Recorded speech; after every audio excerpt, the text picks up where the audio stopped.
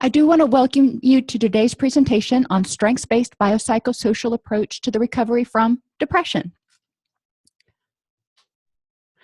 Over the next hour, we're going to define depression symptoms. We're going to learn how to ask strengths-based assessment questions. A lot of times, at least in my initial training, we asked a lot of problem-focused questions. What are you lacking? What are you missing? What are the problems? Instead of, what are you doing right now that's helping you feel better? So we're going to look at diagnoses and symptoms from sort of a functional perspective. What is this symptom doing for the person? How can we help them achieve that same end in a healthier way? And when they've had problems in the past, what has worked to address it so we can build upon those instead of trying to reinvent the wheel? We'll identify a range of potential causes for depression. It's not just about serotonin. And we'll explore activities and interventions that can help people address some of the underlying causes. There are so many different causes for the symptoms of depression: fatigue, irritability, poor concentration, lack of pleasure. I can go on and list all those symptoms. There's no way I could possibly cover them all in an hour or even 10 hours. What I want you to do is sort of get outside of the box, get outside of our little mental health area and say, okay, what else might be causing this that we could potentially rule out? I've mentioned before that there are a lot of issues with thyroid hormones, estrogen, testosterone, that may contribute to depressive symptoms. So we want to look at some of the physiological causes as well as the mental health causes and the cognitive issues. So depression represents a cluster of symptoms. It's not just one. It's not just feeling blue. We're not going to diagnose somebody with clinical depression if they say, I just don't enjoy anything anymore. Now, if they're coming to us and they say that, then we're going to probably explore and say, tell me what that looks like for you, or what are some of your other symptoms?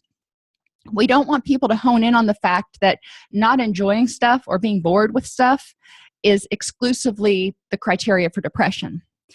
But diagnosis does require people to have a few symptoms. A variety of different things can cause these. Emotions like anger, anxiety, grief, guilt, and shame. These are intense, negative emotions that are draining. They're probably going to negatively impact sleep. They're going to make it hard to want to hang out with people. They're going to make it hard to really find a lot of pleasure if you're constantly feeling this anger or you're stressed out all the time. Life is not nearly as fun if you have all that negativity going on. Cognitive distortions, just the way you think about stuff. If you see the glass as half empty all the time, if you focus on it's all about me, if you use extreme language, always, never, there are a lot of cognitive distortions that can make life seem a whole lot more unmanageable, which can emphasize the helplessness and hopelessness. Relationships, poor self-esteem. If you don't feel good about you and you're looking out and trying to find other people to tell you you're okay, that's exhausting. And if you can't find those people, then you don't feel okay. And if you don't feel okay, then it's depressing. Unhealthy, unsupportive relationships. Some relationships are really awesome, and some relationships will suck the life out of you. Having people evaluate the quality and purpose of relationships. Sometimes relationships, maybe your relationship with your biological family is not healthy or supportive, but you're not wanting to break ties with them. And, I totally get that. So we need to look at how to handle those unhealthy, unsupportive relationships so they don't drain your energy. And we already talked about the need for external validation. Misspelled that. Anyway, physical, neurochemical imbalances. Basically, when we talk about mood disorders, when we talk about motivation, even when we talk about happiness, what we're talking about is neurochemicals, because our brain is sort of the main computer, the CPU, and it's sending out all the signals and balancing all the hormones that say, this is a stressful situation, you need to fight or flee. This is an awesome situation, I'm going to secrete a bunch of dopamine so you do this again. When the neurochemicals get out of whack, then those messages can't be sent. When those messages get confused, then the mood, the motivation, gets wonky. And, like I said, it's responsible for happiness as well as sadness and anger, concentration, memory, all that stuff. And environmentally, go back to physical, poor nutrition. I said it earlier, I'll say it again. We need to have the building blocks to make the neurochemicals, so we need to have decent nutrition. Now, not everybody is going to eat from every food group, but we do need to make sure that people are taking a look at what they're eating. If all they're eating is Cheetos and diet soda, my guess is they're probably not going to feel too good because their brain just can't even function without the amino acids that it needs. Exhaustion. Now, we can get exhausted or we can feel exhausted because of depression when our neurochemicals get kind of wonky.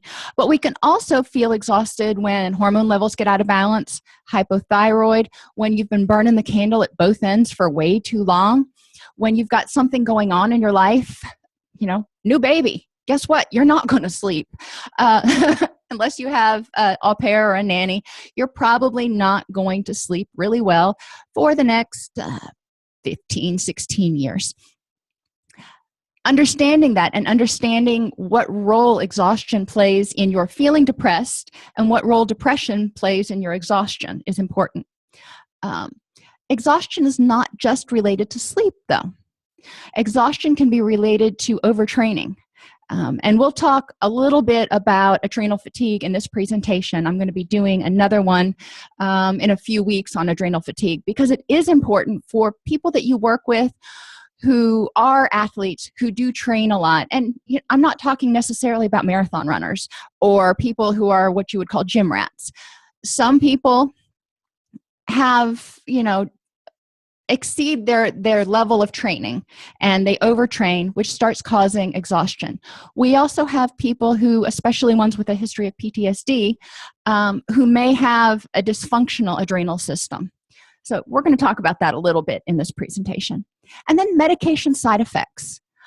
Medication can make you feel depressed. Guess what? If you are taking the wrong psychotropics for whatever your chemical imbalance is, that can contribute to it. If you're not taking enough of a psychotropic for whatever your imbalance is, that may contribute to it. But also depressants like opiates and sedatives, anti-anxiety medications can also contribute to sort of a lethargic, depressive feeling in some people. It's important that we understand what these side effects look like for different people. And then environmentally, high stress environments that prevent relaxation and rest are going to contribute to depression. I'm thinking about certain places that I've worked that have just been extremely exhausting, that you were just constantly on edge. You were constantly going, and you couldn't leave it at work. It would follow you home. And this high-stress environment, this inability to take a breath, this inability to relax for any period of time can increase a sense of hopelessness and helplessness. It's like, I just can't even get away from it.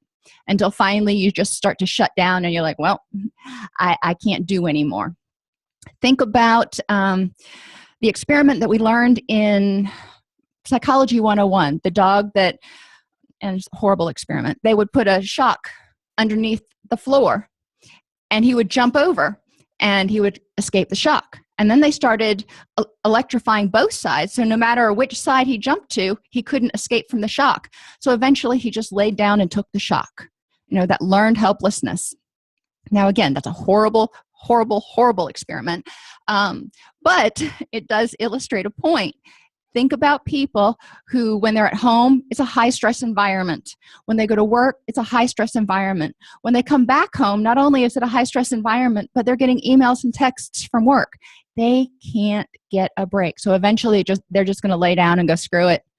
Let the phone ring. I can't handle it. I don't have the energy anymore.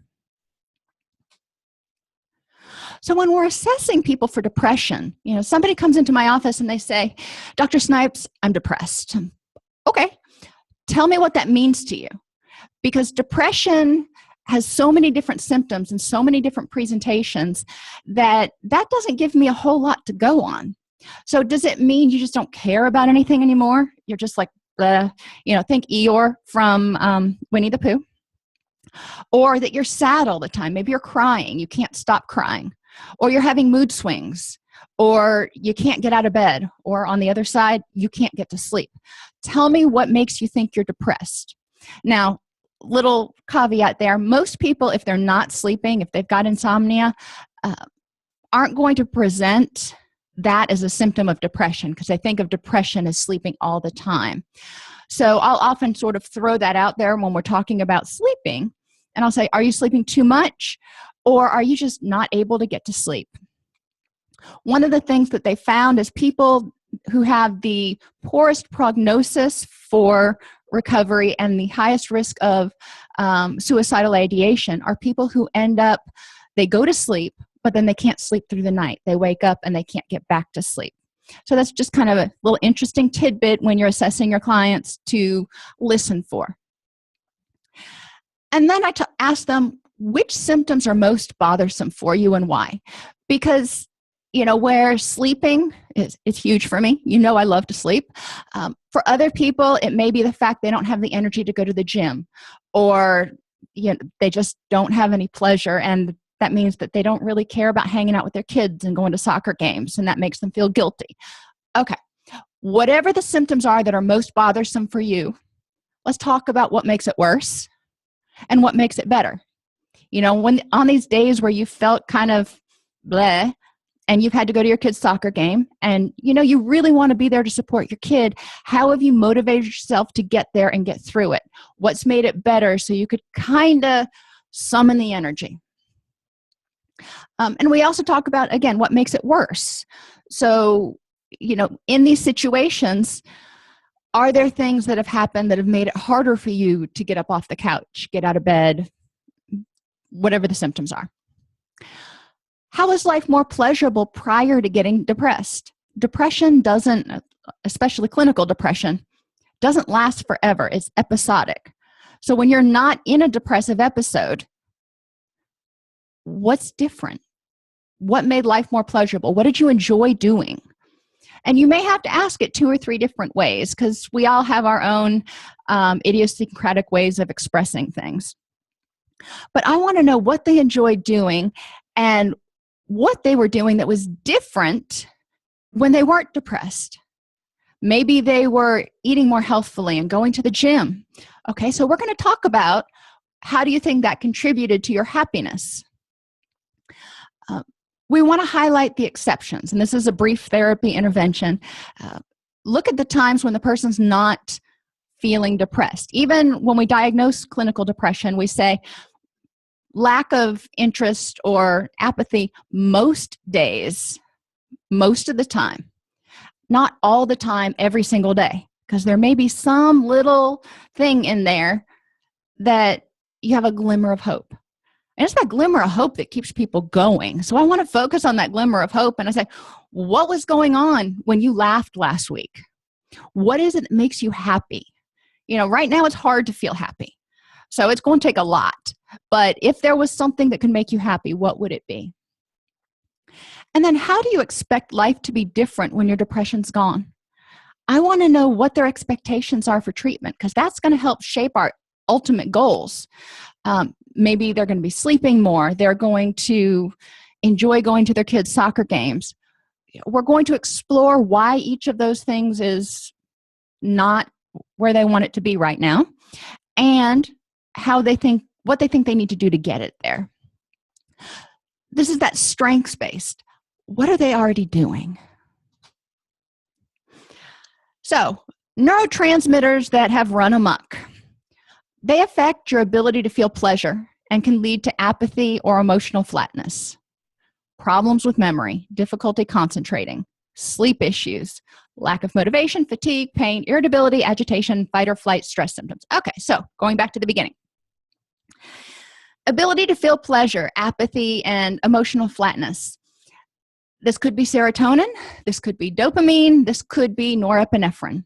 So we can't just automatically say, and the research is really starting to bear this out, that it's not always about insufficient serotonin. Sometimes it's something completely over, in left field. But other times it's a different neurochemical like norepinephrine, which is an excitatory neurotransmitter that gets you motivated. It gets rid of that apathy and that emotional flatness. And then norepinephrine with dopamine says, I'm motivated and I'm enjoying it. We need to look at these different scenarios. Now, most of my clients, and probably most of yours, aren't going to be real concerned about the different neurotransmitters. And if they are, I have handouts galore for them. Most of them don't care. They're just like, Doc, I want to feel better. Okay, let's work on that. Memory issues and difficulty concentrating come with sleep issues. Lack of motivation also can come with sleep issues. And all of these things can cause sleep issues. So, chicken or the egg, it doesn't really matter. If you're having sleep issues and you're having these other symptoms, then there's a good chance if we can address the sleep issues, the memory issues, the concentration and the motivation and fatigue will probably improve somewhat. Now, I'm not saying it's a magic bullet. It's not going to do everything. However, it's a good place to start because addressing sleep issues is probably one of the more easy interventions. Lack of motivation. Well, let's go back up to difficulty concentrating and memory. If you're having memory issues, don't test your memory. Write it down. When I had young children at home, I couldn't walk from one room to the next and remember what I was doing. I had notes written on my hand all the time. No, I wouldn't even get a piece of paper. They were written on my hand. If I was in the car, sometimes it would be written on my leg.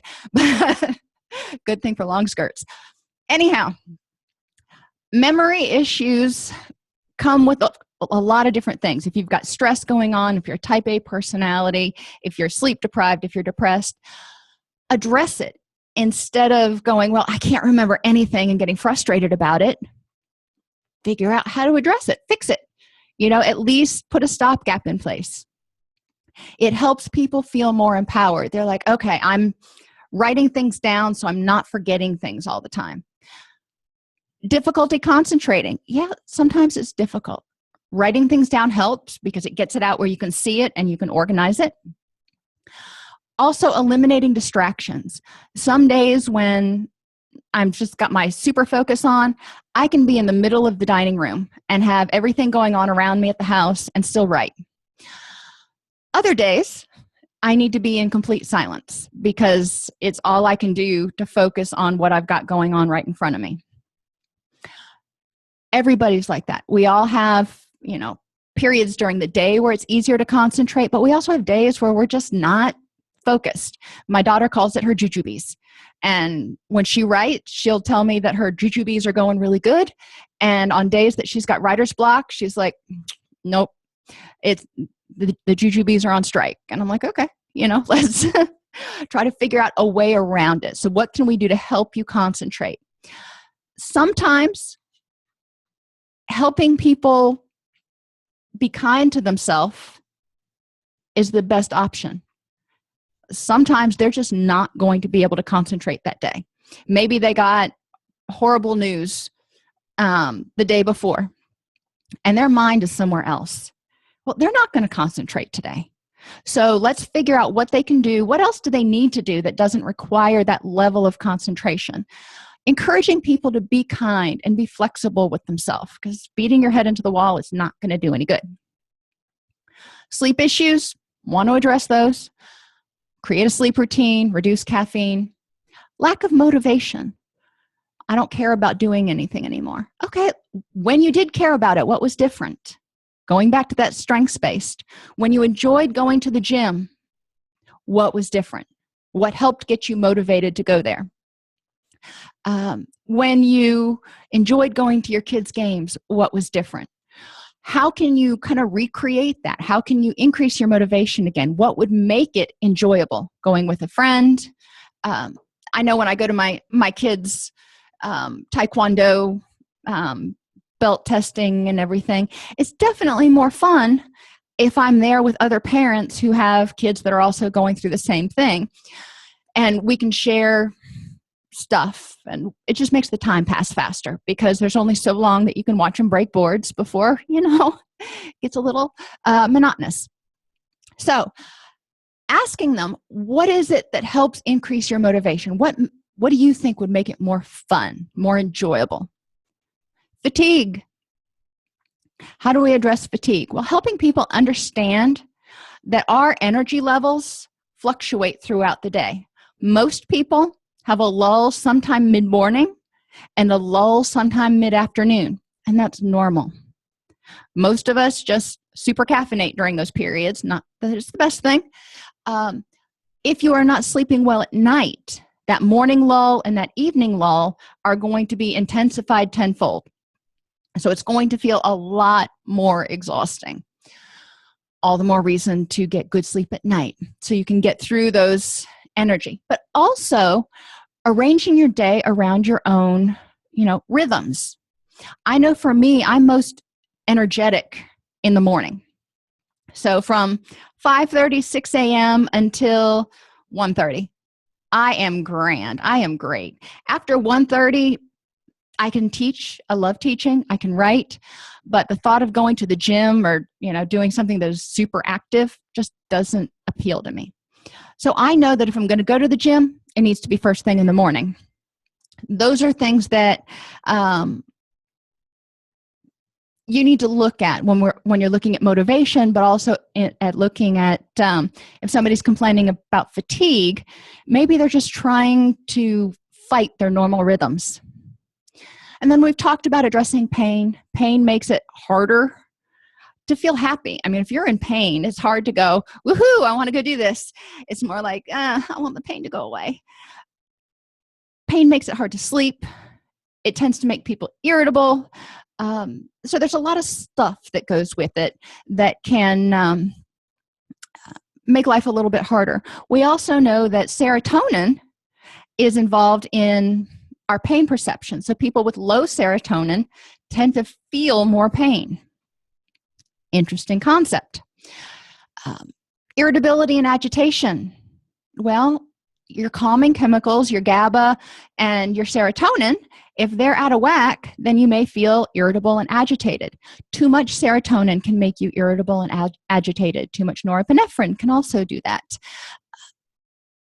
We don't want to just start, and there's still no way to accurately measure the levels of neurotransmitters in the brain because they are throughout the body. So part of it is kind of ruling out and figuring out what makes people feel better or worse. And fight or flight stress symptoms. These are hormones. They're excreting, cortisol, adrenaline, saying it's time to get up and go, which means norepinephrine is going out there and you're preparing for the fight or flee. When those are going up, that means your stress level's going up. You're getting ready to defend yourself. That's counterproductive to relaxation. So again, thinking of that poor dog again, if your body is constantly in this fight or flight situation, eventually you're just going to run out of energy and you're just going to lay down and go, let it be what it's going to be. We need to remember that the body needs a break. In order to keep everything in balance, the body needs a break. If there's constantly stress signals coming in, you can't relax. So we need to help people figure out how to turn those stress signals off, not just teach them to relax. Because if they're trying to relax, but they can't turn the stress signals off, it doesn't work. So get quality sleep, create a routine, 2 hours before bed. Lucky you, I just finished my sleep presentation. 2 hours before bed, start reducing the amount of blue-toned lights. These are your daylight spectrum bulbs, the ones that tend to be a little bit harsh for cameras, your fluorescent lights, and also the lights that are on your iPads and your any of your electronics tend to be a blue light. Those inhibit melatonin excretion, and you need melatonin to start winding down. So 2 hours before bed, if you can, stop eating. So your body's not trying to stay awake to digest food, but also so you don't have to get up in the middle of the night. Get rid of the blue lights. Turn it down, start winding down the lights as low as you can get them so you can, focus. Use warmer colored light bulbs, your soft white bulbs, if you're going to read or do something like that. When you go to bed, try to sleep in the darkest room possible. You don't have to go to bed at the same time every night. It's not realistic as adults. That's just not how our society operates. But if you can do kind of the same sort of thing every night, I play Words with Friends every night. And now my body's to the point, if I start playing that, it's like, oh, it's sleep time. So I try not to play Words with Friends in the middle of the day or I get sleepy. Anywho, your body is aware of certain cues that say it's time to start winding down. Address pain and apnea. Pain keeps you from getting comfortable. If you are not comfortable, you are not going to sleep well. Physical therapy, anything you can do to address pain is awesome. Using opiates as a last resort because those also kind of monkey with your sleep and your sleep quality. And then sleep apnea, if you have it, it's going to wake you up in the middle of the night and prevent you from getting good sleep. So it's important to be assessed for it if you think that that might be an issue. And if a housemate has told you that you snore, it might be worth, getting assessed for it. Improve your sleep environment. Keep it as quiet as possible. Or if you can't keep it quiet, maybe you live in an apartment, try white noise or earplugs. Try to keep it smelling okay. Try to keep allergens out of the room. And I break this one all the time. You shouldn't have your dogs or cats in the bed with you. 3 o'clock in the morning, my cat woke me up this morning, not because he was hungry. He just wanted pets. And I was just like, really, Milo? Go away. But you should try to remove as many things that are going to wake you up as possible. Factors like shift work. Shift work really messes with your circadian rhythms. If you work shift work, if you can get to bed before it starts to get light, that helps a lot. And then when you're at work, stay in as brightly lit of an area as possible. Switching time zones. I said your body has natural peaks and valleys during the day. Well, it's going to have those peaks and valleys that it had on, Eastern time zone. And then if you fly out to California, you've still got those same peaks and valleys, so you're going to be awake at all the wrong times. The cool thing is, because a lot of our circadian rhythms are set by light levels, after a week or so, people's bodies tend to start catching up, which is also why we start to feel a little bit better when time changes after about a week or so, because even just a change of an hour can really impact everything. Relaxation.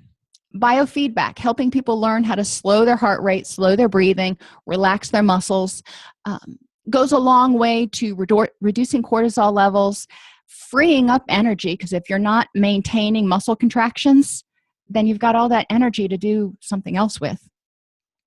And people sleep better when they're not all tense. And then address medication side effects. Psychotropics have side effects. They can make you anxious. They can make you nauseous. They can give you headaches. They may also address all of those things. So I'm not saying they're bad for everybody. I'm just saying if you are having negative side effects from any medication, talk about it with your doctor. And then improve your nutrition. I'm not going to belabor that point anymore today. Address addictive behaviors.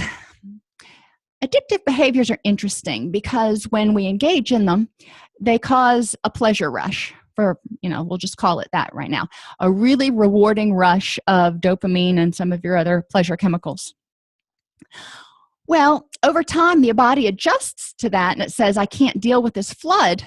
So it shuts some of the floodgates to protect itself from too much dopamine going out. So then normal stuff that would normally make you feel happy and okay, doesn't do it for you anymore. And you start feeling flat and apathetic because you need more dopamine coming in because so many of the floodgates have been shut. We need to address the addictive behaviors. You need to rebalance that dopamine system. It takes time. And I'm not talking about a week. I'm more talking like 3 to 6 months or maybe even a year for some people who've been engaging in this for a while. Address chronic or extreme stress. Chronic and extreme stress both increase the amount of neurotransmitters flooding the synapses. So the brain shuts down some of the receptors, just like with addiction. so the body doesn't overload. So if you're in a constant state of stress, your body's going to say, we got to shut down some of this because we've got to relax at some point. Think about your body's going, there's just not any stress out there. La, la, la, la, la, la, la, la, la. It can't deal with it anymore. So then the person is just exhausted. Not enough neurotransmitters are getting sent in there to get you motivated anymore because the brain has protected itself and it shut down some of the floodgates. So now you're kind of apathetic. You're like, whatever, I just don't care. As the brain recovers, motivation will go back up. So motivation and pleasure are both attenuated when they're exposed to extreme levels of stress or pleasure. So we need to make sure people understand that too much of anything is bad. Hormones. The thyroid impacts mood, libido, and energy levels. So people with hyper or hypothyroid may have depression, anxiety, poor libido, low energy levels. Estrogen boosts neurotransmitters that affect sleep, mood, memory, libido, pain perception, learning, and attention span. So estrogen's kind of important, no matter how much we want to hate it. One of the things that estrogen really increases a lot is serotonin. Increased estrogen may increase the availability of serotonin. Some people, women, obviously, when they go into menopause, if they start to experience depressive symptoms, the first line is, oh, hey, let's give you an extra estrogen supplement. That's not always what's going to work. Sometimes if they start taking hormone supplements, the anxiety gets a whole lot worse because they already had too much estrogen. It was a different neurochemical that was out of whack. So we need to pay attention to what the patient's reaction is to different interventions and different cycles in their own body, their own rhythms. Low testosterone may be implicated in reducing the availability of serotonin. So increased estrogen and increased testosterone can both of those can increase serotonin availability. Reduced estrogen, reduced testosterone can also reduce serotonin availability. They've really looked at serotonin a whole lot more than most of the other neurochemicals like norepinephrine, which is why I refer to those all the time. But, it is important to understand the interaction between other hormones and neurochemicals. Testosterone is manufactured by the adrenal glands. It enhances libido, improves stamina and sleep. So estrogen improves sleep. Testosterone improves sleep.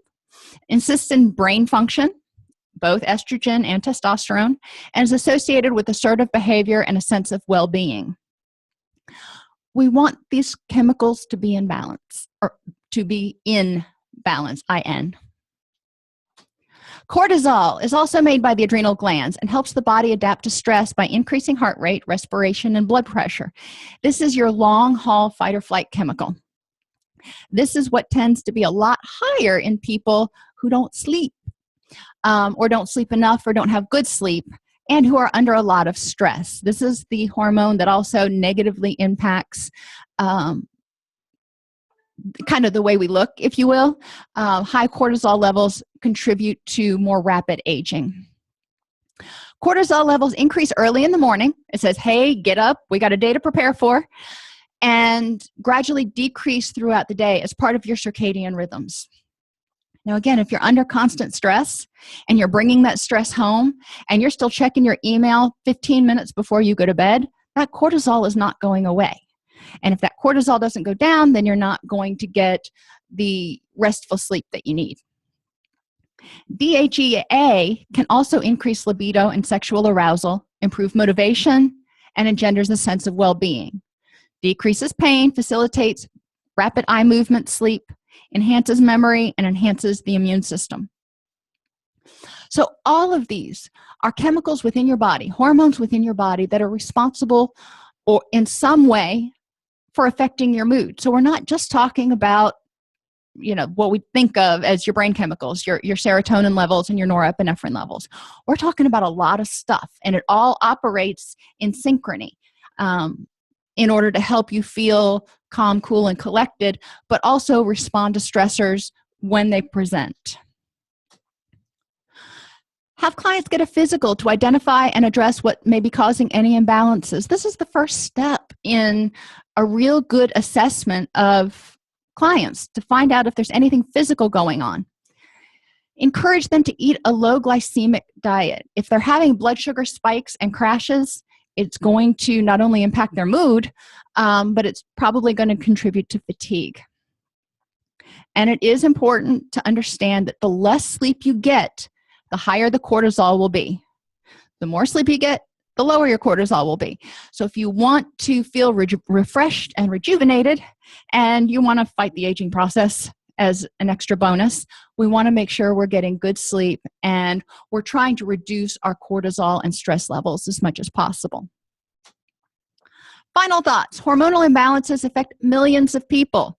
Symptoms include anxiousness, irritability, weight changes, not sleeping well, and noticing changes in your sex drive, focus, and appetite. Hello, those are also symptoms of depression. Cause for hormonal imbalances include poor gut health, inflammation, high amounts of stress, genetic susceptibility, and toxicity, among other things. Which is why differential diagnosis is so important. Are we dealing with estrogen imbalances, or are we dealing with serotonin imbalances, or what do we need to do to tweak the system so it works better for this particular individual? Natural treatments for hormone imbalances may include eating an anti-inflammatory diet, consuming enough omega-3s, getting good sleep, exercising, and controlling stress. Exercise helps burn off and reduce some of those cortisol levels, and also raises serotonin, which can also improve mood. Gotta love it. Pain. And I finally found a little picture to illustrate what I talk about with exercise. Most of the time, or a lot of the time, when we have pain, when we have stress, it's because there's, again, an imbalance. We have balance between the right and the left side. Think about your spine going down the middle. Yeah, mine goes more like this. But when one side of your back is tight, then the other side is probably going to try to counteract it, which may cause spasming, which may cause pain. So it's important to have the right and the left be relatively balanced, and the front and the back be relatively balanced.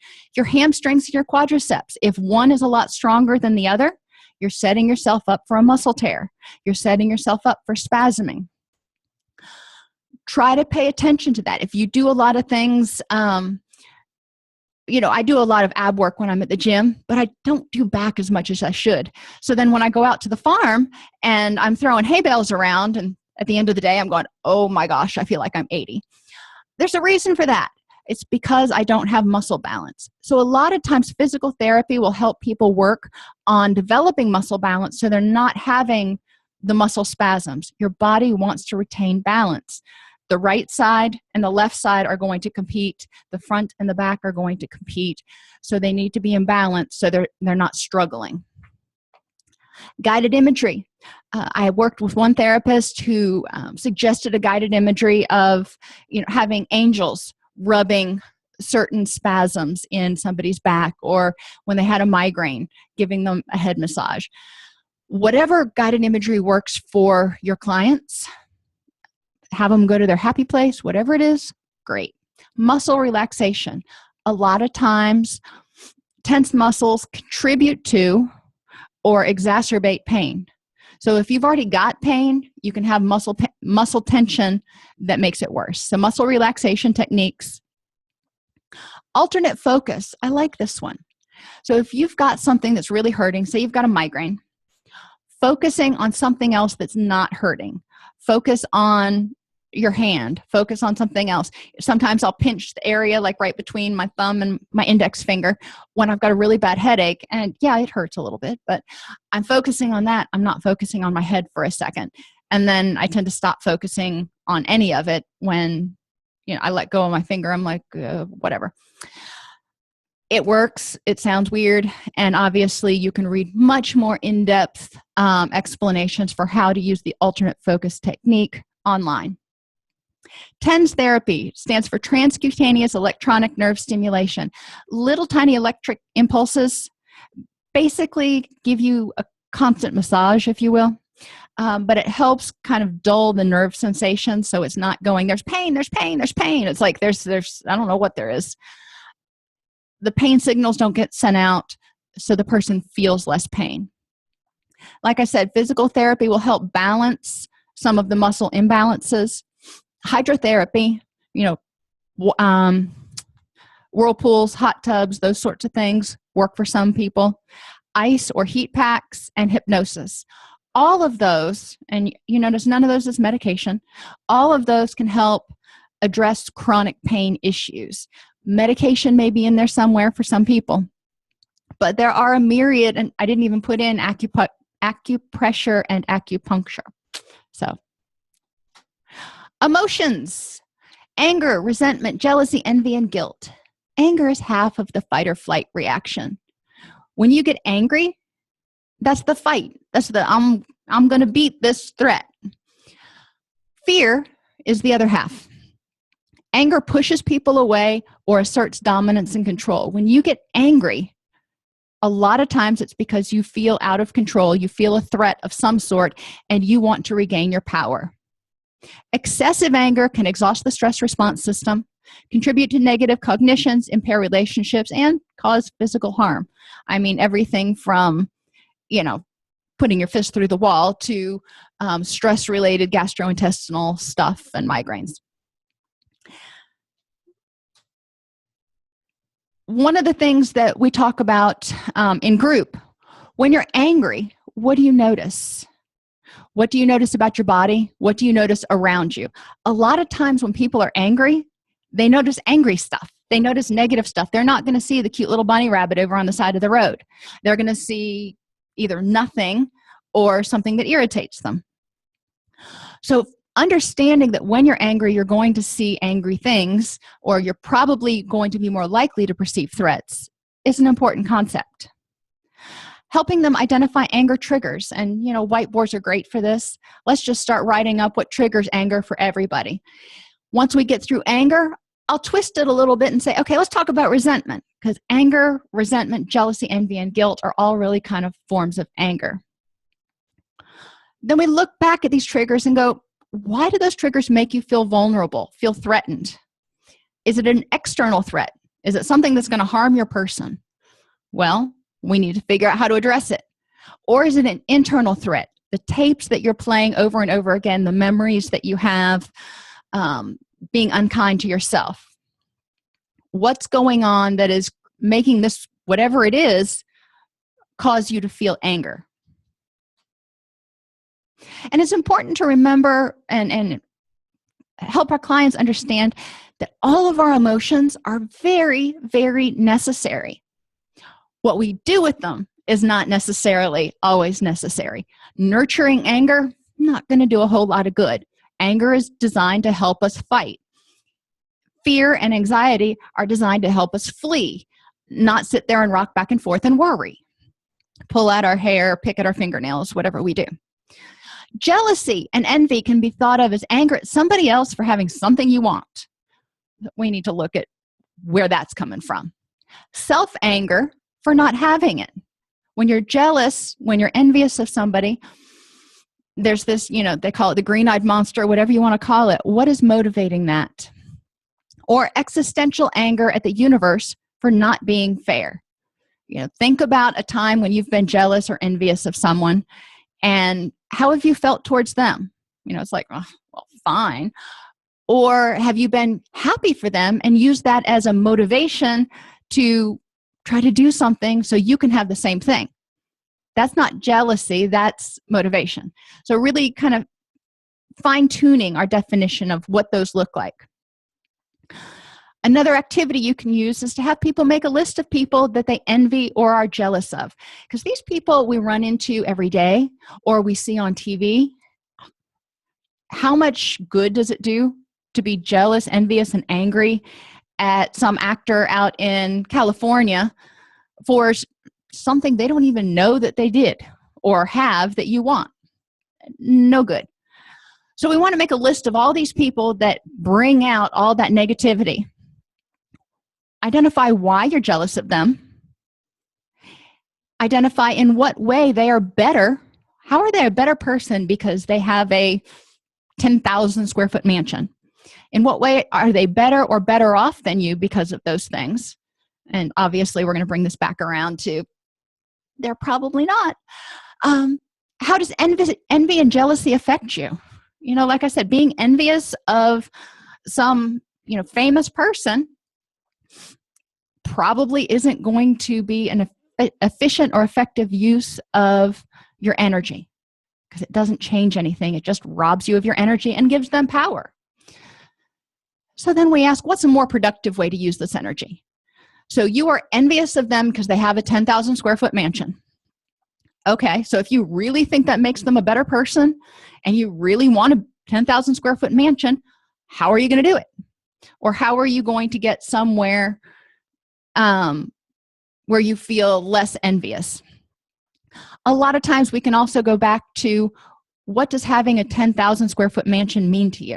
Does it mean success? Okay, so let's talk about how you're successful. Or what do you feel you need to change so you can feel successful? Those underlying meanings, gotta love them. Guilt can be thought of as shame or embarrassment or self-anger for something you did or should have done. In addictions treatment, we deal with this a lot. Some people have difficulty letting go of guilt because they think they deserve to suffer. I did this and I need to hold on to it because I'm a horrible person. There are just so many treatment issues in that statement. I just can't even begin to deal with them. Understanding that guilt is difficult to let go of. People are not going to say, here, take my guilt. I don't want it anymore. They're holding on to it for a reason. What is that reason? And then how can we address it? What happens if you forgive yourself? Some of my clients have said, if I forgive myself, I'm afraid that I'll do it again. Or, again, I'm not worthy of forgiveness, so I can't forgive myself. We talk about this a lot in terms of forgiveness of other people as well, which is forgiveness is just a huge, huge hornet's nest when you get into treatment, especially with people with addictions, I've found. And then, so for guilt, make a list of things you feel guilty about. In 12-step recovery, there's a step that encourages people to take a fearless moral inventory. These are all the things that you did that you're like, oh yeah, I shouldn't have done that. Then we need to look at, how can you make amends? How can you learn from it? Or how can you forgive yourself? Because those are your three options. Holding on to it and stewing on it is doing nobody any good. A lot of times clients will put these issues on index cards and address one a day. What does forgiveness mean to you? How does the concept of forgiveness make you feel? This is usually a good one for a pretty heated conversation. And what does the phrase, forgiveness is for you, not them, mean to you? If you forgive your abuser, if you forgive yourself, what does that mean to you? Anxiety is the other half of fight or flight. We already talked about anger and fighting. Now we're talking about fear and fleeing. You've decided that you cannot conquer this, so you need to get the heck out of there for your own survival. Makes sense. Chronic anxiety, worry, or stress will exhaust the stress response system, cause a neurochemical imbalance, increase muscle tension, increase pain, reduce sleep, and increase depression. This causes the body to adapt to excessive stress, which leads to apathy. We already covered that. So it's important for people to understand that depression very rarely just occurs on its own. We need to look at all the other stuff that is sucking your energy, contributing to your sleep problems and your sense of hopelessness and helplessness. What anger issues are there? What anxiety issues are there? What self-esteem issues are there? So for each of the following fears, identify 3 situations in which you experience it. So when people experience anxiety, let's talk about what are 3 times or experiences, situations that make you feel rejected or isolated. When do you feel failure? Loss of control and the unknown. What things make you feel out of control, and what things make you feel like you just can't predict what's going to happen, the unknown. And then explore why those situations trigger anxiety. For some, they can rephrase rejection as, well, you don't like me, that's your loss. They see failure as a learning opportunity. They see loss of control as being kind of a relief. It's like, cool, we can be spontaneous. And the same thing for the unknown. Whereas people who have high anxiety tend to see rejection as the end of the world, failure as a personal comment, and loss of control and the unknown as completely unbearable. And then we want to brainstorm ways to deal with this, again, to help them switch to sort of a different perception of these situations, because they're going to happen. You're going to be rejected. You're going to experience failure and loss of control. So how can you deal with them in a way that doesn't exhaust you and make you feel depressed, anxious, however it makes you feel? Grief is sadness, or depression is experienced as a result of the loss. Remember, denial, anger, bargaining, depression, and acceptance. Anger is part of the grief process.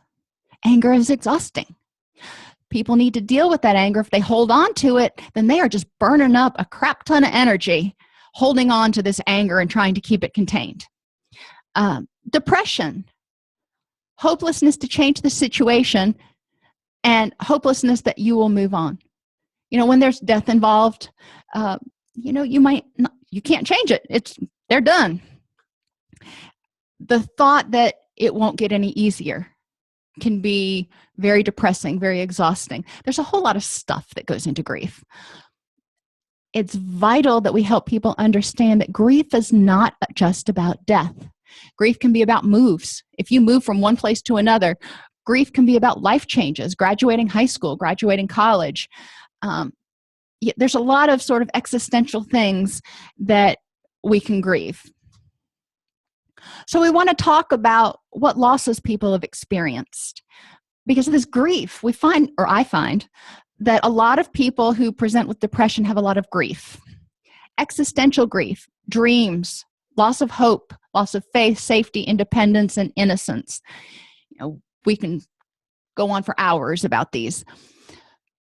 A lot of people are very upset that they didn't have the life that they thought they should have. So we need to deal with that. If they had a loss of safety. My grandmother was recently put into an assisted living facility. So she's been going through a lot of grief about losing her independence. She lived in the same house for 35 years. So there's a whole lot of grief there, loss of memories, loss of that house. And her husband passed away in that house. So they're, it's compounded, a lot of stuff going on. Social losses because of moves, death, and this includes pets. Now, some of you may disagree, but for a lot of us, our pets are family. And it's experienced differently, obviously, than losing a brother or losing a child or a parent, but it's still a loss. And relationships ending. Maybe not because they died, but it just ended. And it's hard. There's a transition period. Loss of physical abilities, loss of health, loss of appearance. As people get older, there is a period of depression, midlife crisis, whatever you want to call it, that some people experience. And even things like loss of property. Maybe you had your grandmother's favorite brooch and you lost it. And, your grandmother has passed away and you feel guilty about the fact that you lost the one thing that you had from her. Dealing with those things, letting them go, because even those little things add up over time. Explore what about each of those losses makes you angry or fearful. What's going on? We need to go through the denial, anger, bargaining, depression, and acceptance.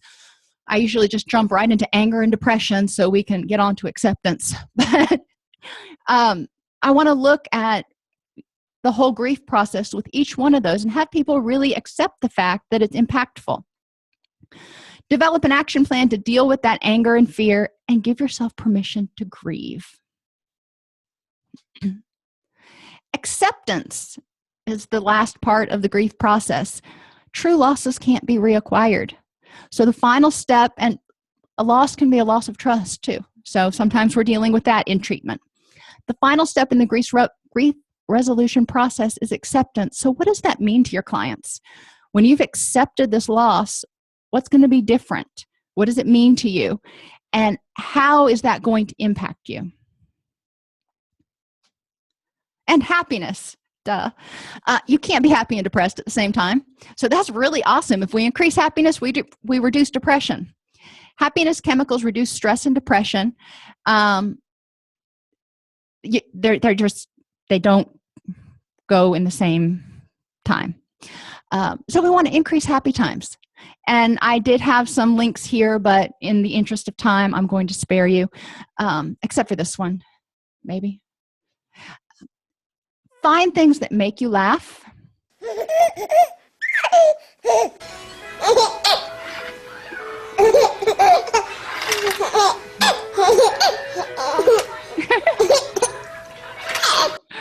And then there's this one of my favorites. Nighttime, daytime, nighttime, daytime, nighttime. You can see it doesn't take much to humor me. Find videos online that make you laugh, bookmark them, put them in a playlist, save them to your phone, whatever, so you can find them. When you're having a blue moment or a flat moment, find something that makes you laugh. Laughing reduces your natural, or releases your natural endorphins.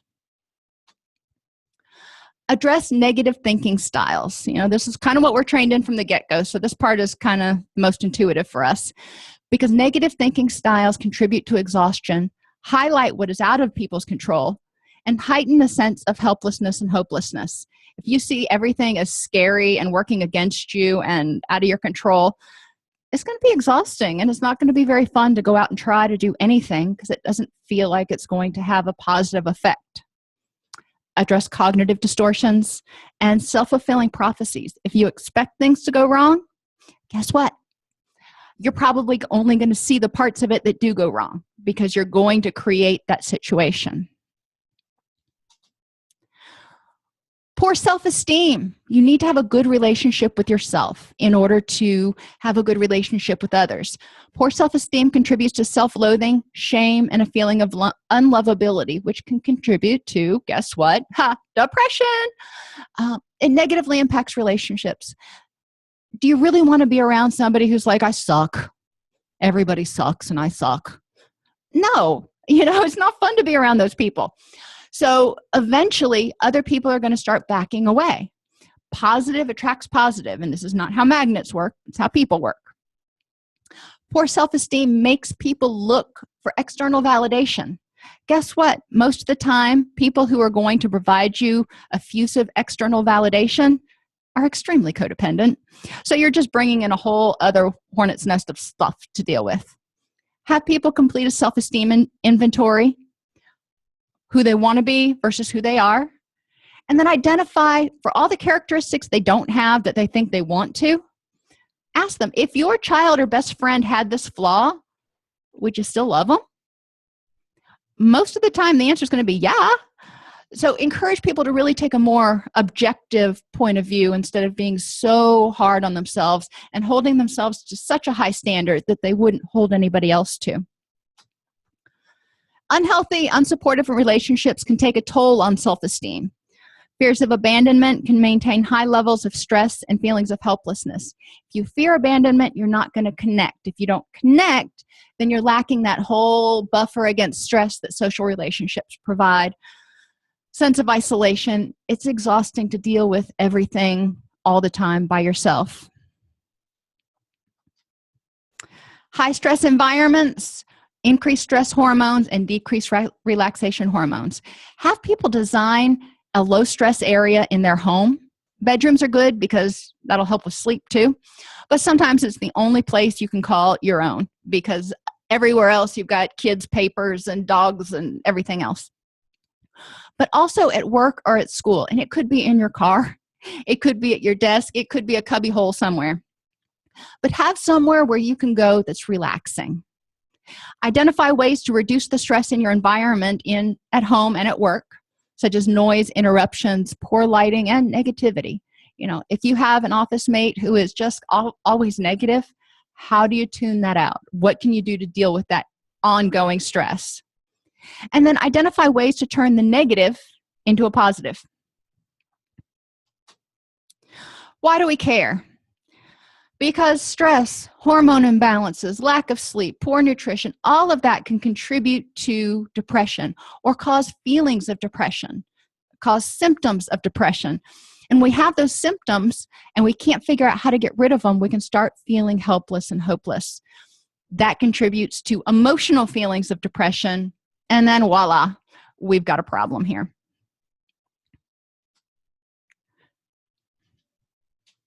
Depression is a cluster of symptoms created when there's a neurochemical imbalance in the brain. Whether it's caused by nutrition, lack of sleep, all those other things we talked about, there's a neurochemical imbalance. Part of the strengths-based approach means helping people see what they're already doing to prevent or deal with the symptoms and build on those. Biopsychosocial means examining all the causative factors and then recognizing that all things are reciprocal in nature. So if you improve one area, every other area is probably going to show some improvement. Likewise, if you are just destroying one area, it's probably going to impact everything else. Are there any questions?